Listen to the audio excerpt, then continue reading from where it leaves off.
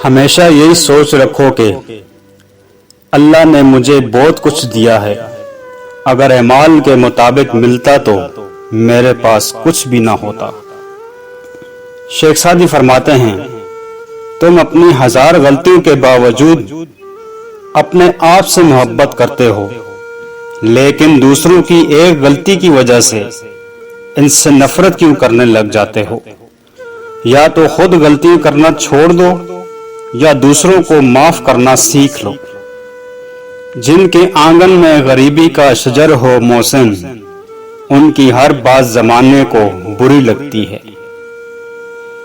جن کے آنگن میں امیری کا شجر لگتا ہے، ان کا ہر عیب زمانے کو ہنر لگتا ہے۔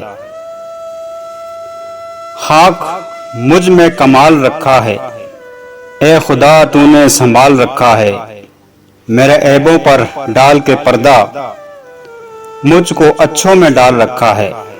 اپنی ہستی سے کر کے وابستہ ہر مصیبت کو ٹال رکھا ہے، میں تو کب کا مٹ گیا ہوتا، تیری رحمت نے پال رکھا ہے۔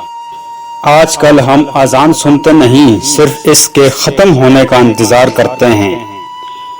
اللہ ہمیں اذان سننے، اس کا جواب دینے اور اس پر نماز با جماعت ادا کرنے کی توفیق عطا فرمائے، آمین۔ حضرت سلمان علیہ السلام نے ایک چونٹی سے پوچھا، تمہاری سال بھر کی خوراک کیا ہے؟ چونٹی نے جواب دیا، فقط 2 دانے۔ آپ علیہ السلام نے اس کے پاس 2 دانے رکھ کر اس کا بل بند کر دیا۔ سال بعد جب دیکھا تو چونٹی نے 1 دانہ کھا لیا تھا، 1 بچا رکھا تھا۔ آپ علیہ السلام نے پوچھا، 1 دانہ کیوں بچا رکھا ہے؟ چونٹی، پہلے میرا بھروسہ اللہ پر تھا کہ 2 دانے کھا بھی لوں گی تو وہ اور دے گا۔